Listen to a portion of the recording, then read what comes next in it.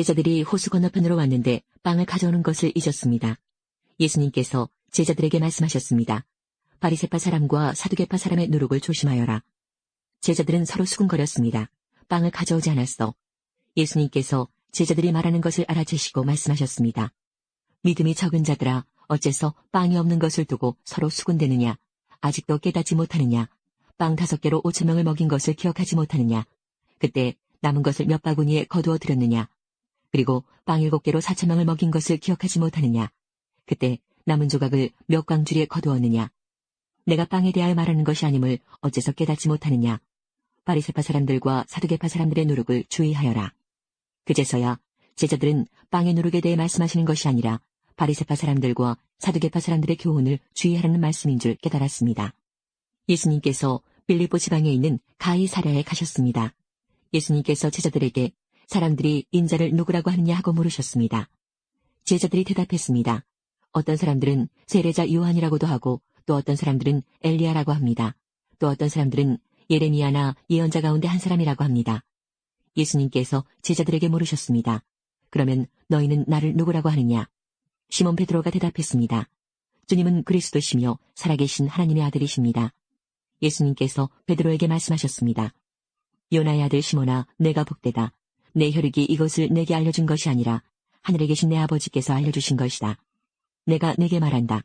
너는 베드로다. 내가 이 돌 위에 내 교회를 지을 것이니 지옥의 문이 이것을 이기지 못할 것이다. 내가 내게 하늘나라의 열쇠를 줄 것이다. 무엇이든지 내가 땅에서 잠그면 하늘에서도 잠겨 있을 것이요. 무엇이든지 내가 땅에서 열면 하늘에서도 열려 있을 것이다. 그리고 나서 예수님께서 제자들에게 자신이 그리스도라는 것을 아무에게도 말하지 말라고 엄히 일렀습니다. 예수님께서 바리새파 사람들에게서 떠나 다시 배를 타시고 호수 건너편으로 가셨습니다. 제자들이 남은 빵을 가지고 오는 것을 잊었습니다. 배에는 겨우 빵 한 조각만 있었습니다. 예수님께서 제자들에게 경고를 하셨습니다. 바리새파 사람들의 누룩과 헤롯의 누룩을 조심하여라. 제자들은 빵이 없어서 그런가 하고 서로 수군거렸습니다. 예수님께서 이것을 아시고 물으셨습니다. 어째서 너희가 빵이 없는 것에 대해서 수군거리느냐? 너희가 아직도 알지 못하고 깨닫지 못하느냐? 너희의 마음이 굳어졌느냐? 너희는 눈이 있어도 보지 못하고 귀가 있어도 듣지 못하느냐? 기억하지 못하느냐? 5개의 빵을 5,000명에게 나누어 주었을 때 너희가 남은 빵을 몇 광주리에 모았느냐? 제자들이 대답했습니다.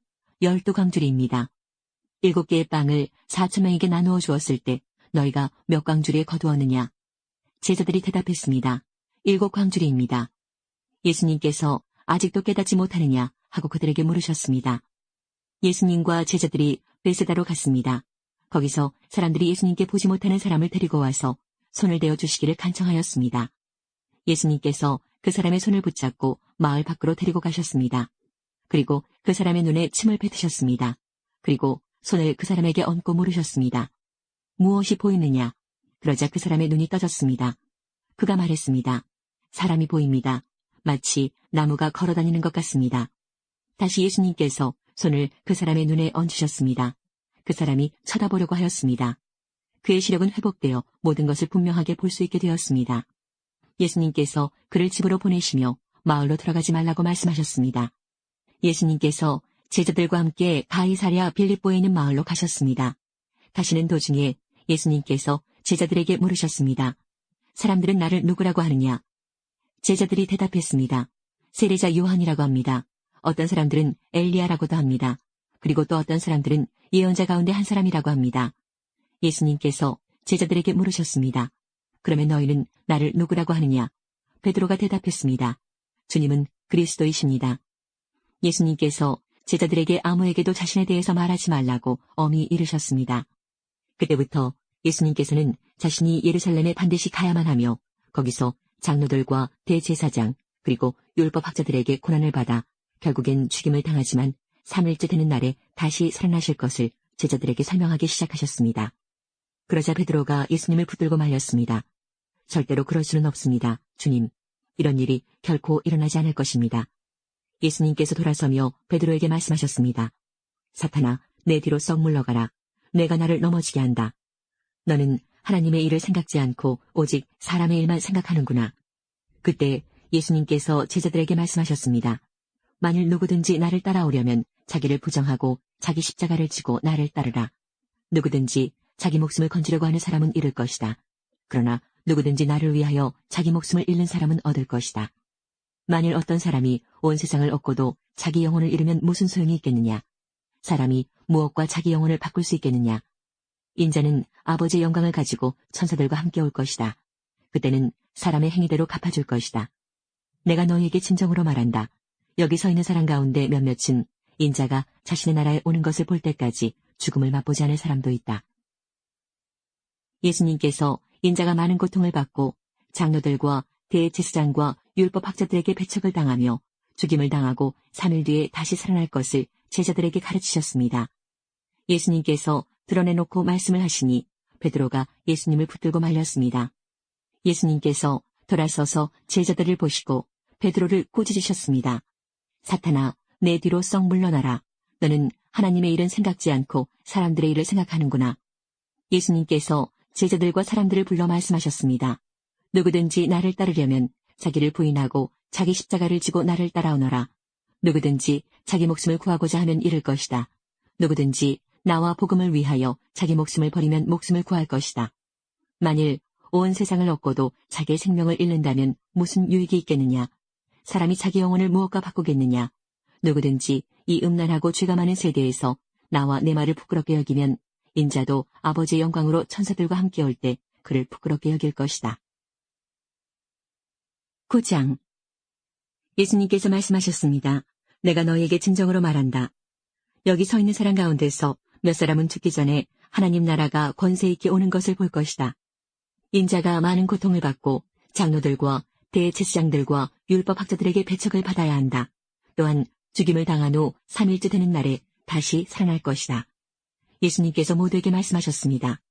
누구든지 나를 따라오려거든 자기를 부인하고 매일 자기 십자가를 지고 나를 따르라.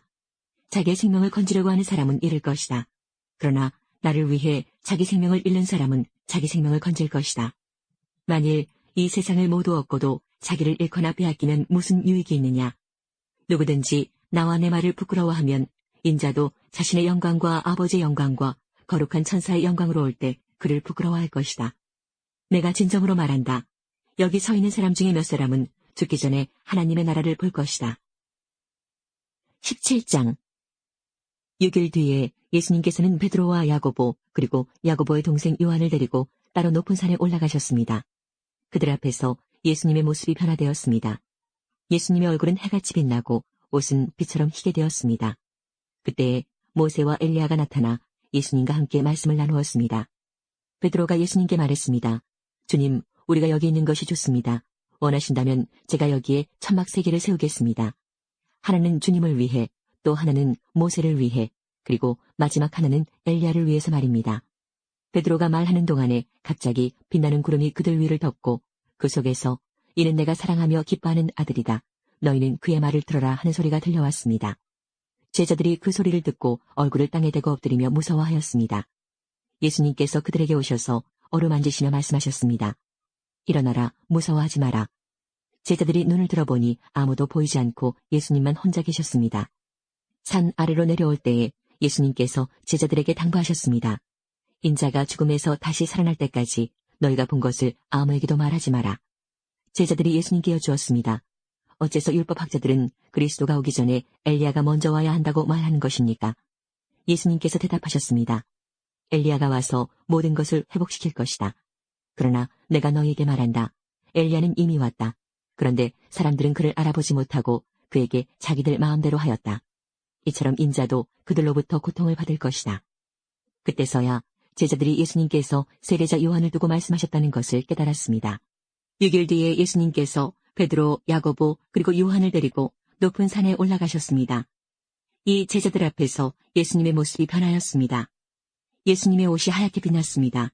세상에 어떤 사람도 그렇게 희게 빨 수 없을 정도로 새하얗게 되었습니다. 엘리야가 모세와 함께 제자들 앞에 나타나 예수님과 더불어 말씀을 나누었습니다. 베드로가 예수님께 말했습니다. 선생님, 우리가 여기 있는 것이 좋겠습니다. 우리가 천막 셋을 세우겠습니다. 하나는 선생님을 위해, 하나는 모세를 위해, 그리고 또 하나는 엘리야를 위해서입니다. 베드로는 무엇을 말하는지 알지 못했습니다. 왜냐하면 그들이 두려움에 빠져 있었기 때문입니다. 구름이 그들을 덮었습니다. 그리고 그 구름 가운데서 목소리가 들렸습니다. 이 사람은 내가 사랑하는 아들이다. 그의 말을 들어라. 그 즉시 제자들이 주위를 둘러보았습니다. 그러나 예수님 외에는 아무도 볼 수 없었습니다. 예수님께서 제자들과 함께 산 아래로 내려오시면서 인자가 죽은 자 가운데서 다시 살아나기 전까지는 그들이 본 것을 아무에게도 말하지 말라고 명령하셨습니다. 제자들은 아무에게도 말하지 않았습니다. 그러나 제자들은 죽은 자 가운데서 다시 살아난다는 것이 무슨 뜻인가 서로에게 물었습니다. 제자들이 예수님께 물었습니다. 어째서 율법학자들은 엘리야가 먼저 와야 한다고 말을 합니까? 예수님께서 대답하셨습니다. 엘리야가 먼저 와서 모든 것을 회복시킨다. 그런데 인자가 많은 고통을 받고 멸시를 받을 것이라고 기록된 것은 어찌 된 것이냐? 내가 너희에게 말한다. 엘리야는 이미 왔다. 그런데 성경에 그를 두고 쓰여진 것처럼 사람들이 그를 자기들 마음대로 대했다. 이 말씀을 하신 지 8일 뒤에 예수님께서 베드로와 야고보와 요한을 데리고 기도하러 산으로 올라가셨습니다. 예수님께서 기도하시는 동안 얼굴 모습이 변하고 옷이 하얗게 빛났습니다. 그때 두 사람이 예수님과 함께 이야기를 하고 있었습니다. 이들은 모세와 엘리야였습니다. 그들은 영광스러운 모습으로 나타나 예루살렘에서 이루실 예수님의 죽음에 대해 말씀을 나누고 있었습니다. 베드로와 같이 있던 다른 제자들이 잠을 이기지 못하고 졸다가 깨어났습니다. 그리고 예수님의 영광을 목격하고 다른 두 사람이 예수님과 함께 서 있는 것을 보았습니다. 모세와 엘리야가 떠나려고 하자 베드로가 예수님께 말씀드렸습니다. 선생님, 우리가 여기 있는 것이 좋겠습니다. 저희들이 천막셋을 세우겠습니다. 하나는 선생님을 위하여, 하나는 모세를 위하여, 또 하나는 엘리야를 위하여 말입니다. 베드로는 자기가 무슨 말을 하는지도 알지 못했습니다. 베드로가 이 말을 하고 있을 때 구름이 일어나서 그들을 뒤덮었습니다. 제자들이 구름 속으로 들어가게 되자 두려워하였습니다. 구름 속에서 소리가 났습니다. 이는 내 아들, 내가 택한 자이다. 그의 말을 들어라.